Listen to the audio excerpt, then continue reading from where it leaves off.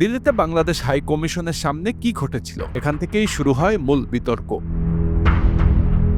ভারতের পররাষ্ট্র মন্ত্রণালয় বলছে ২০-২৫ জন যুবক দিল্লিতে বাংলাদেশ হাই কমিশনের কাছে বিক্ষোভ করেছিল। তারা সংখ্যালঘু নিরাপত্তার দাবিতে স্লোগান দেয়, কিন্তু কোনো নিরাপত্তা ভঙ্গ হয়নি।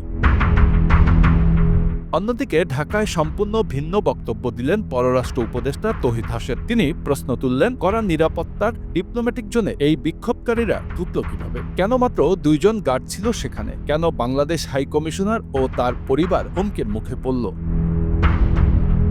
ঢাকার ভাষ্য অনুযায়ী এটি কোনো সাধারণ বিক্ষোভ নয়, বরং পরিকল্পিতভাবে নিরাপত্তা লঙ্ঘন। ভারত বারবার বলছে বাংলাদেশে সংখ্যালঘুদের উপর হামলার ঘটনায় তারা উদ্বিগ্ন, কিন্তু বাংলাদেশের অবস্থান স্পষ্ট, এটি অভ্যন্তরীণ বিষয়। আইন অনুযায়ী ব্যবস্থা নেওয়া হচ্ছে, কিছু ঘটনা বাড়িয়ে দেখানো হচ্ছে, আর এসব নিয়ে ভারতীয় মিডিয়ার একাংশ ভুল তথ্য ছড়াচ্ছে।